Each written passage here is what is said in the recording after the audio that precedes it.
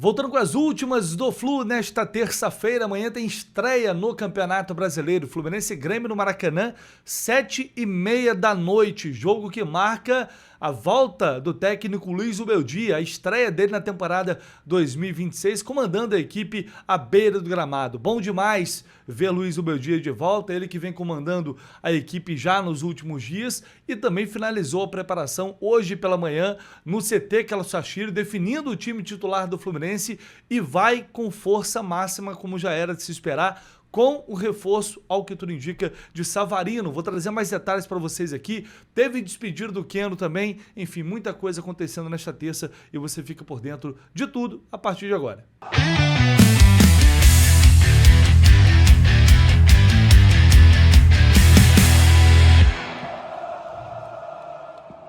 Hoje teve despedida emocionante no CT Carlos Sachiro. Keno, agora jogador do Curitiba, empréstimo até o final do ano, até o final do seu contrato, deixa o clube com grandes serviços prestados, né, uma Libertadores, e não só pela Libertadores, é Campeonato Carioca, Recopa, um jogador que foi muito importante nessas conquistas, que chegou com expectativa e conseguiu atender às expectativas do torcedor durante um bom tempo, durante um período muito vitorioso. Talvez não. Certamente essa relação deveria ter se encerrado antes, como já falei aqui, para evitar desgastes, para evitar que o Keno saísse do Fluminense como um jogador qualquer. E definitivamente ele não sai como um jogador qualquer. Ele chega aqui como um atleta que veio para fazer parte de um projeto, de um momento vitorioso do clube, e não só fez parte, como também foi muito importante para isso. E o Fluminense nas redes sociais publicou aqui um trecho da despedida de Keno e realmente foi uma entrevista emocionante.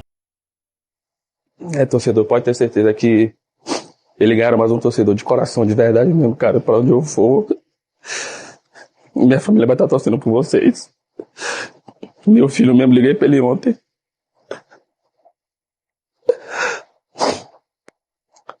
Comuniquei pra ele que ele ia sair daqui.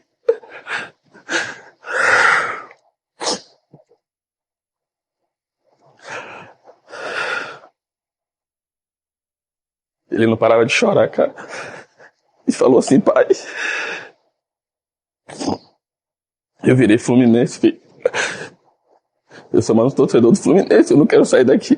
Então, todo amor que essa torcida sente pela minha saída, acho que eu tenho de coração de agradecer todos, sabe? Minha família é fluminense. Minha mãe, minha esposa, meu filho, meu pai, meus irmãos, meus parentes, meus amigos torceram muito por mim quando eu estava aqui, então não vai ser diferente que eu vou sair daqui e vou ter outra trajetória, vou ter outra vida, vou construir outra família, vou ter outra oportunidade em outro clube, mas pode ter certeza que eu vou sempre estar de longe de torcer pro Fluminense. Como o presidente falou, aqui vai ser minha casa, e eu sei que quando eu vim aqui, quando eu parar, eu vou ser bem-vindo, vou ser bem recebido, então pode ter certeza que eu vou vir aqui várias vezes para me assistir jogos, estar aqui dia a dia, porque eu construí uma família aqui, eu não vou esquecer aqui nunca mais. Cara, que coisa bonita, né? Que declaração bonita do Keno. Realmente emocionado, não só por ele, pelo filho também, que virou Fluminense, pela família que virou Fluminense. Ele nem daqui do Rio ele é. Então é algo absolutamente especial. Eu já tô vendo isso pela quinta vez. Eu já me emocionei. Porque, cara, é nesses momentos que a gente vê que não é todo jogador que está no clube por estar. Não é todo jogador que está nem aí pro clube. Sabe? Tem realmente jogadores que se identificam. Tem realmente jogadores que se identificam ainda mais porque enxergam nos filhos uma representação daquilo. Vê a paixão que o filho vai criando à medida que ele vai convivendo naquele ambiente, no estádio e também com o torcedor. E o Keno sai daqui muito grande.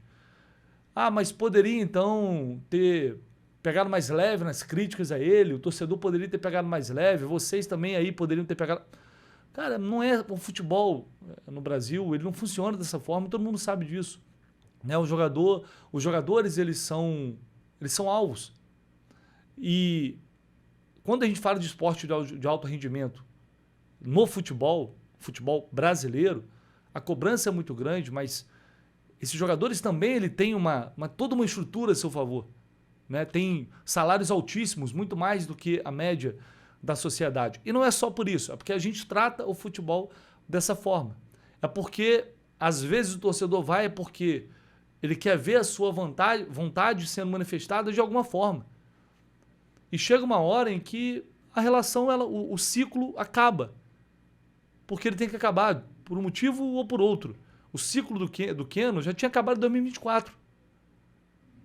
E isso, a gente tinha sinais claros de que isso iria acontecer. E aí ele tem contrato renovado, fica em 2025, faz uma temporada também muito ruim. 2024 já tinha sido ruim. E aí gera esse embate, esse desgaste, que no fundo não é bom para ninguém. Porque agora, quando o Keno sai, fica o que fica? Ficam as conquistas, ficam os bons momentos e fica declarações como essa, emocionadas do agora um torcedor do Fluminense, de uma família que torce para o Fluminense. Então, por isso, eu torço muito para o sucesso do Keno, que ele seja muito feliz no Curitiba e na sequência da carreira dele, né? É um jogador que foi, sim, muito importante para o clube e que bom que ele sai daqui reconhecido por isso. E imagino eu que a sensação de todo mundo, no fim das contas, de gratidão também por aquilo que ele conseguiu chegar e conquistar. Um cara que ele se tornou profissional com 23 anos, cara. Isso é absolutamente improvável no futebol, ainda mais hoje em dia. É muito difícil. E por isso ele fala, cara, só de me tornar um jogador profissional, eu sou realizado. Só de me tornar um jogador. E é verdade, é a mais pura verdade. Não só se tornou um jogador, como se tornou um jogador muito vitorioso. Então, sucesso aí ao Keno e à família dele, que ele possa ser muito feliz. E quem sabe um dia aí voltar ao Fluminense para participar de alguma forma, né? Ajudar de alguma forma, fora de campo, já que ele tem tanta essa vontade. Enfim, quem sabe. Né? Mas é um ciclo que se encerra e é um ciclo que se encerra de uma maneira muito vitoriosa, olhando para trás, com as grandes conquistas que ele fez parte ali junto com aquele grupo do Fluminense. Como a gente está falando de saídas, uma outra saída muito importante foi a do Thiago Silva recentemente. Eu acho que pelo tamanho do jogador que ele é, eu acho que isso era o mínimo que o torcedor esperava dele. Né? Uma postura como essa do Keno, que poderia simplesmente pegar e ir embora, não falar nada, mas foi lá, sentou, se despediu, foi no clube, foi no jogo, falou com todo mundo e fez questão de dar também ali uma entrevista para a TV do clube para falar com o torcedor. Não só notinha em rede social, videozinho, story em rede social. Acho que essa é a postura mínima que o torcedor esperava também do Thiago Silva, mas não aconteceu, né? Aí, enfim, é o que eu falo. No fim das contas, as decisões, cada decisão gera uma consequência e isso vai refletir lá na frente sobre o que cada um representou ali de verdade para o clube. Vou pedir para você deixar aqui o seu like e se inscrever no canal se você não deixou, tá? Muito importante, conto com vocês. Amanhã tem Fluminense e Grêmio no Maracanã, a gente vai falar mais desse jogo agora. Colocando na tela para vocês as odds da KTO, que a KTO está preparando para esse jogo. Vitória do Fluminense pagando 1,82, tá? Para você estar confiante na vitória do Flu nessa estreia no Brasileirão. E contra o Flamengo bateu o Adão, hein? É o que eu falo, não é sempre que bate. Por isso, a galera tem que ter consciência, responsabilidade, né? Sempre colocar aquela grana ali, é R$5, é R$2, é 10, é 50, mas é um dinheiro que não vai te fazer falta, acima de qualquer coisa. E o Adão, principalmente, você sabe que tem uma probabilidade menor. Então, vai na segurança, vai, né, na moral. Se bater, é felicidade. Bateu o odd mais de 7 da vitória do Fluminense com um chute a gol do Serna, que fez gol. E agora a gente tem odd 7,5 para a vitória do Fluminense com um gol do Canóbio, que está ainda buscando o seu primeiro gol aí na temporada. Então são opções que tem lá na KTO e você pode entrar lá, abrir sua conta. Se você não tem sua conta na KTO, abre lá sua conta, cara, dá essa força, é muito importante mesmo, galera. Eu sei que a galera chega junto aí, tem muita gente que nem saca muito ali de aposta e nem vai entrar lá para fazer aposta, mas só cria conta, porque isso já bate lá e já é conversão, mostrando que essa parceria realmente funciona, e até por isso a KTO está mais uma vez esse ano com a gente, ajudando nessa cobertura, aliás, tornando a cobertura do Jornada realmente possível, tá? Então, se você puder abrir lá a sua conta, a descrição, tá? O link está aqui na descrição e também no primeiro comentário fixado. Vamos falar sobre a provável escalação de amanhã, que vai ser modificada, porque titulares que ficaram fora contra o Flamengo vão voltar para enfrentar o Grêmio, e tem a novidade, Savarino, inclusive apurei aqui o número do Savarino, ele vai utilizar a camisa 11 do Fluminense, justamente a camisa deixada pelo Keno, que vai para o Curitiba. Savarino chega e vai, portanto, herdar a camisa 11 no Fluminense e tomara que ele possa representar muito bem essa camisa 11, assim como o Keno representou durante, né, um bom tempo. E ele deve ser opção no banco de reservas. O Zubeldia vai manter a base do time titular, que terminou ano passado, inclusive, mas fazendo modificações em relação ao Fla-Flu, porque, por exemplo, o Samuel Xavier ficou no banco, deve voltar. Mesma coisa o René na lateral esquerda. Aliás, mas o Arana não vai ser titular? Gente, tudo no seu tempo. Eu acho que o Arana jogando bem é uma questão de tempo para ele ganhar a vaga do René, acredito eu, mas creio que para esses jogos iniciais, o Zubeldia está dando uma oportunidade para o time que começou, que terminou bem a temporada do ano passado. E esses jogadores fazem parte disso. O Hércules e Soteldo, como informei, deve voltar somente no final de semana, se forem relacionados. Existe uma possibilidade. E dessa forma o Martinelli volta com o Nonato, fazendo ali a dupla ao lado dele. Poderia ser o Lima também, que agora falou que quer jogar de volante, foi bem no Fla-Flu, mas a tendência é ele manter o Nonato. Até os amigos lá do GE informaram também essa provável escalação, vale ressaltar aqui, a notícia que saiu há pouco. E o ataque também não tem muito mistério, é Costa com Canóbio, Serna e John Kennedy mantido, né? Não tem outra questão, não tem outra possibilidade. Deve ser esse o provável time titular do Flu. E aí fica a curiosidade para saber como que Savarino vai jogar nesse time do Fluminense. Como ele vai se encaixar no esquema do Zubeldia. Qual vai ser a ideia, a estratégia de utilização. Isso é o que a gente está procurando saber. Até ontem, eu tentei apurar ontem à noite, e o Zubeldia não tinha armado ainda um treino coletivo, né, marcando ali as posições. Foi mais treinos em campo reduzido. Hoje eu não consegui apurar ainda, mas enfim, não sei se hoje ele colocou ali o coletivo, se posicionou os jogadores, mas até ontem não tinha essa resposta. Então a gente pode mapear aqui mais ou menos pelo que aconteceu lá no Botafogo. Vou até colocar esse campinho aqui na tela, sem numerações exatas, tá? Só para a gente ter uma ideia por posição desse time base do Fluminense hoje, que tem 2 volantes, tem o Acosta ali como meia e os 3 atacantes, né? Que eventualmente você vai ter uma variação ali para um 4-2-3-1, dependendo do posicionamento para defender, para atacar. Tem variações, evidentemente, mas essa é a base ali, um 4-3-3, né? Tem gente que organiza como prefere organizar como um 4-1, 4-1, enfim, no fim das contas não muda muita coisa, né? O que importa é a função que os jogadores exercem dentro de campo. E aí, o Savarino, ele provavelmente vai ser um meia pela esquerda ou pela direita. Ele vai lembrar o quê? Ele vai lembrar John Ares. Quem dera com a mesma qualidade, tomara, mas a ideia é essa, porque o Ares não é um jogador como o Canóbio, não é um jogador com tanta... o Canóbio é um jogador mais veloz, é um jogador que às vezes até busca mais a linha de fundo, apesar de não tanto também. Não é um jogador veloz, o Serna é um jogador mais de velocidade, de atacar espaço. O Ares é um meia que jogava aberto, como um ponta, mas é um meia pela direita, é um meia que armava pela direita. Lembra, como não lembrar das associações, dos melhores momentos dele com o Ganso, com o Samuel Xavier, lá pela direita, fazendo grandes jogadas, né? Como não lembrar disso? Então, eu creio que o Zubeldia vai utilizar o Savarino dessa forma, ou no lugar do Serna ou no lugar do Canóbio. E aí ele vai ter liberdade para revezar muito de posição com a Costa. Ele fazia isso com a Almada no Botafogo, né? Não tinha muita posição física. Aliás, o Luiz Henrique ficava mais preso pela esquerda, mas de resto, os jogadores do Botafogo se movimentavam muito, trocavam muito de posição com o Arthur Jorge.